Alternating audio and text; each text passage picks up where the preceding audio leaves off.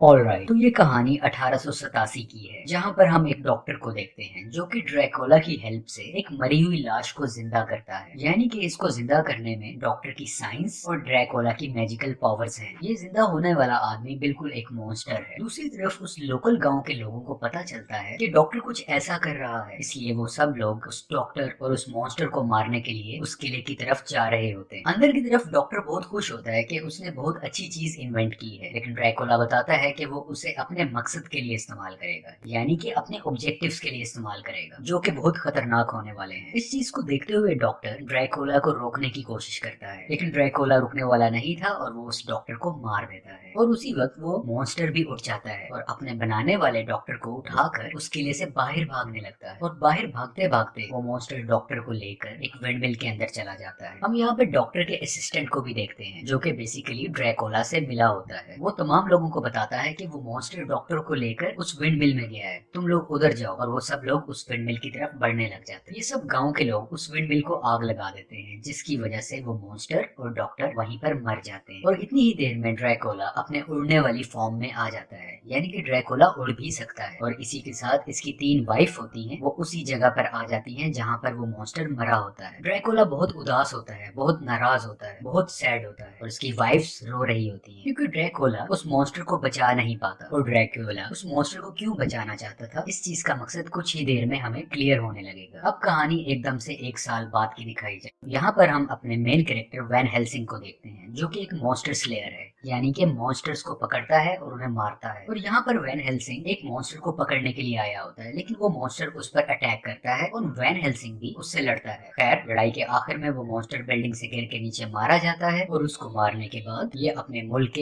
एक चर्च में वापस आ जाता है। और यहाँ पर ये एक प्रीस्ट से मिलता है, यानी कि पादरी से मिलता है। ये पादरी एक ऐसे ऑब्जेक्टिव पर काम कर रहे होते हैं जिनका मकसद शैतानों को मारना है, और वैन हेल्सिंग इन्हीं के लिए काम कर रहा होता है। ये प्रीस्ट बेसिकली वैन हेल्सिंग को बताते हैं कि ट्रांसिल्वेनिया में मौजूद ड्रैकुला का तुम्हारा मारना नेक्स्ट मिशन है। और ये ड्रैकुला बेसिकली तमाम शैतानों का बादशाह है, उनका राजा है। इसके अलावा प्रीस्ट ये भी बताता है कि एक लड़की एना और उसका भाई ट्रांसिल्वेनिया में ड्रैकुला को मारने की हर वक्त कोशिश करते रहते हैं, लेकिन वो बहुत बहादुर है, बहुत खतरनाक है। इन लोगों की एफर्ट्स काफी नहीं है, तो मैं जाके उनकी हेल्प करनी पड़ेगी। और इस लड़की एना का खानदान पिछले 400 साल से ड्रैकुला के खिलाफ लड़ रहे हैं, उसको मारने की कोशिश कर रहे हैं, लेकिन अभी तक कामयाब नहीं हुए। और अब इनके खानदान में सिर्फ एना और उसका भाई ही रह गया है। खैर, वैन हेल्सिंग इस ऑब्जेक्टिव को सिलेक्ट कर लेता है और वो इस मिशन के लिए मान जाता है। यहाँ पे वैन हेल्सिंग एक दूसरे जूनियर प्रीस्ट से मिलता है, जो कि उसे डिफरेंट हथियार देता है, डिफरेंट वेपन्स देता है, जिसमें वैन हेल्सिंग को सबसे ज्यादा अच्छी एक क्रॉसबो लगती है, एक तीर कमान की तरह। वैन हेल्सिंग आखिरकार उसे भी मनाकर अपने साथ ले जाने के लिए तैयार कर लेता है। यानी अब सफर में वैन हेल्सिंग और ये जूनियर प्रीस्ट दोनों जाएंगे। दूसरी तरफ एना और उसका भाई, जो कि ड्रैकुला के दुश्मन होते हैं, वो यहाँ पर एक वेयरवुल्फ को पकड़ने के लिए ट्रैप बिछाते हैं, यानी कि एक भेड़िए को पकड़ रहे हैं। लेकिन काफी लड़ाई के बावजूद भी वो उसमें कामयाब नहीं होते। वो काफी कोशिश तो करते हैं, लेकिन जब वो भेड़िया एना को मारने लगता है तो उसका भाई उसे हटा के उस वुल्फ का शिकार करने लगता है, लेकिन वो भेड़िया उसके ऊपर जंप लगाता है और वो भेड़िया और एना का भाई दोनों पानी में जाकर गिर जाते हैं। और यहाँ पर एना बहुत उदास हो जाती है, रोने लगती है, क्योंकि ऐसा दिखाया जाता है जैसे कि उसका भाई मारा गया है। कुछ दिन बाद वैन हेल्सिंग ट्रांसिल्वेनिया में पहुंच जाता है। यहाँ पर गांव वाले इसको पसंद नहीं करते, लेकिन उतनी ही देर में ड्रैकुला के तीनों वाइफ्स इस गांव पर अटैक कर देती, क्योंकि यहाँ पर एना भी मौजूद होती है। और ड्रैकुला की वाइफ्स एना को पकड़कर उसका खून पीना चाहती हैं। ये सब देखते हुए वैन हेल्सिंग भी इन ड्रैकुला वाइफ से लड़ने लगता है। यहाँ पर बेस्ट फाइटिंग सीन्स दिखाए गए हैं। वैन हेल्सिंग के लिए उनको मारना इतना आसान नहीं था, लेकिन आखिरकार वो अपनी क्रॉसबो से एक वाइफ को तीर मार देता है, जिसकी वजह से एक वाइफ वहीं पर मर जाती है, जिसको देखकर बाकी 2 वाइफ्स डर जाती हैं और वो वहां से भाग जाती है। जब एना देखती है कि ड्रैकुला की वाइफ्स ने उसके गांव वालों पर अटैक किया, तो उसका इरादा और भी पक्का हो जाता है और वो ड्रैकुला को अकेले ही मारने जा रही होती है। वैन हेल्सिंग स्मार्ट था, उसे पता था कि ये अगर गई तो उसकी जान को खतरा होगा, और वो उसको वहीं पर बेहोश कर देता है ताकि उसको प्रोटेक्ट किया जा सके।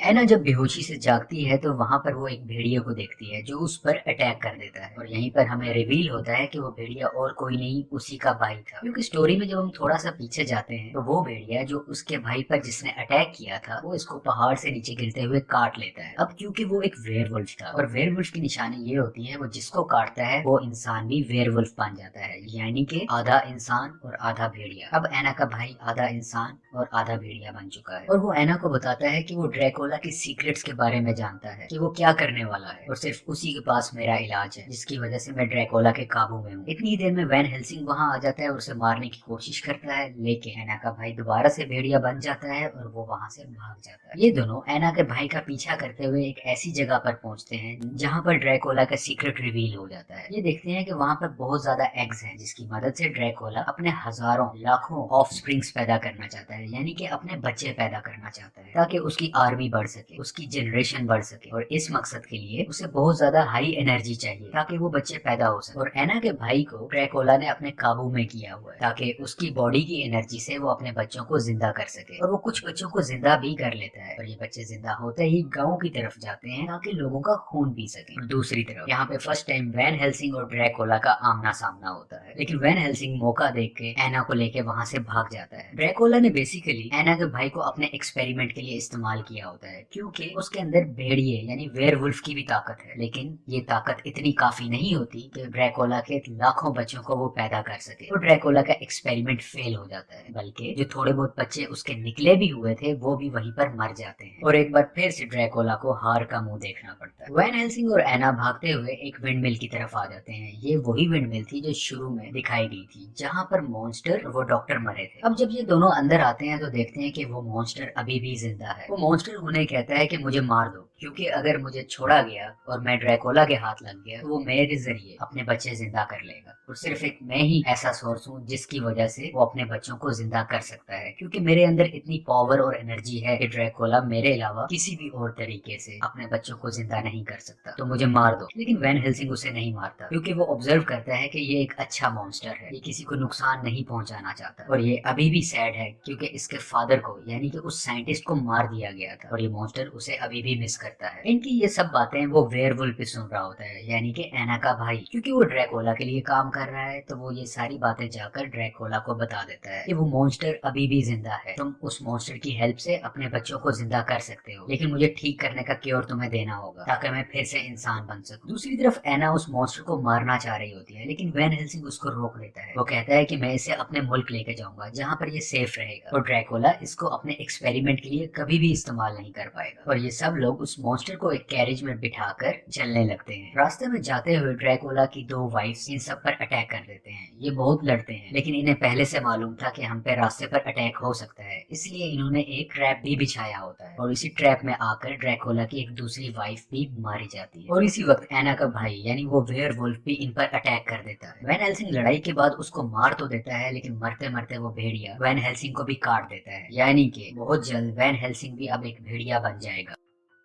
और देखते ही देखते ड्रैकोला की तीसरी वाइफ एना को उठाकर उड़ जाती है, यानी कि एना को पकड़ लेती है और वो कहती है कि अगर तुम्हें एना चाहिए तो इस मॉन्स्टर को तुम्हें हमारे हवाले करना होगा। वैन हेल्सिंग इसके लिए तैयार हो जाता है और वो कहता है कि ठीक है, हम सौदा ऐसी जगह पर करेंगे जहाँ पर बहुत ज्यादा लोग होंगे।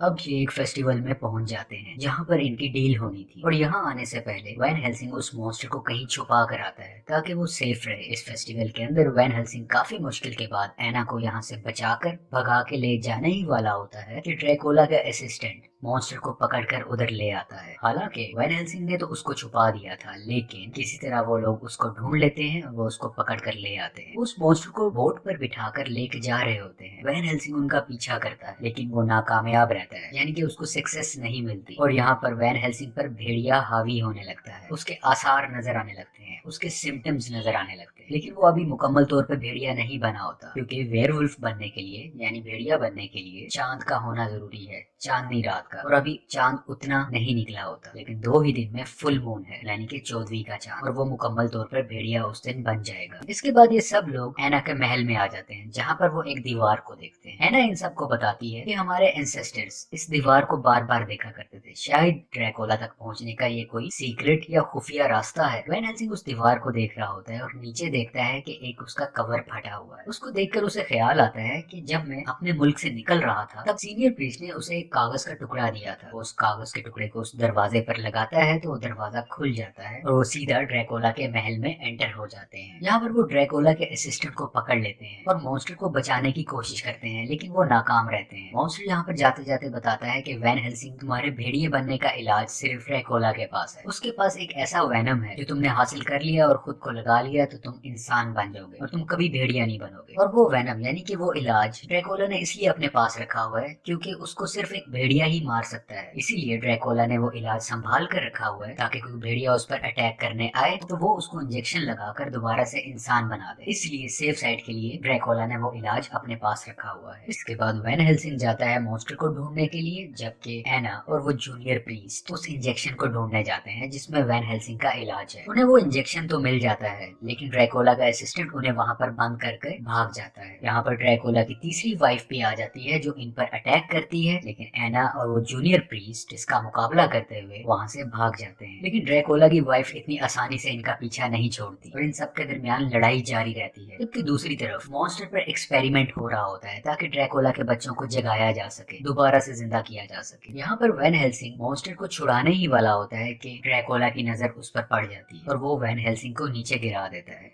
दूसरी तरफ वो मॉन्स्टर एक बिजली के झटके से आजाद हो जाता है और वो नीचे गिरने लगता है और वो सीधा जाकर ड्रैकुला की वाइफ के ऊपर जाकर गिरता है, जो कि एना को तकरीबन मारने ही वाली थी। लेकिन मॉन्स्टर के इसके ऊपर गिरने से इसकी तीसरी वाइफ भी मारी जाती है। आज पूरा चांद की रात है और वैन हेल्सिंग एक इंसान से एक वेयरवुल्फ बन जाता है, यानी कि भेड़िया बन जाता है, जो दिखने में काफी डरावना और बहुत ताकतवर है। वैन हेल्सिंग भेड़िया की शक्ल में ड्रैकुला से लड़ने लगता है और ड्रैकुला भी अब अपने वैम्पायर की मुकम्मल ताकत में है। ये दोनों आपस में काफी देर लड़ते हैं, कभी तो ड्रैकुला वैन हेल्सिंग को मार रहा होता है तो कभी वैन हेल्सिंग ड्रैकुला को, लेकिन आखिरकार वैन हेल्सिंग उसकी गर्दन पर काट देता है, जिसकी वजह से ड्रैकुला वहीं पर मारा जाता है। और उसके मरते ही ड्रैकुला के जितने बच्चे थे जिनको वो जिंदा करना चाहता था वो सारे भी मर जाते हैं। एना देखती है कि वैन हेल्सिंग भेड़िया बन चुका है, क्योंकि एना के पास वो इंजेक्शन था जिससे वो उसे ठीक कर सकती थी, तो वो उसे लगाने की कोशिश करती है। लेकिन वैन हेल्सिंग समझता है कि ये उसके लिए कोई खतरा है और गलती से ये भेड़िया एना पर हमला कर देता है और एना वहीं पर मर जाती है। यानी कि वैन हेल्सिंग ने ही एना को मार दिया है, लेकिन मरते मरते एना ने वैन हेल्सिंग को वो इंजेक्शन लगा दिया होता है, जिसकी वजह से थोड़ी ही देर में वैन हेल्सिंग दोबारा से इंसान बनता है और अपनी गलती पे बहुत पछताता है। एना को पकड़ के बहुत रोता है कि उसने ये क्या कर दिया। ये एक सैड मोमेंट है। इसके बाद ये सब समंदर के किनारे जाते हैं और एना की डेड बॉडी को आग लगा देते हैं और उसी की थोड़ी देर बाद वैन हेल्सिंग आसमान की तरफ देखता है, जहाँ पे बादलों में उसे एना दिखाई देती है, जो कि मुस्कुरा रही होती है, बहुत खुश लग रही होती है। और वैन हेल्सिंग भी उसको देखकर मुस्कुराता है, जैसे कि एना को सब कुछ मिल गया हो, जैसे वो अपने पेरेंट्स के साथ जाकर मिल गई हो। और यहीं पे वैन हेल्सिंग की स्माइल के साथ ये मूवी भी एंड हो जाती है। Thank you for watching.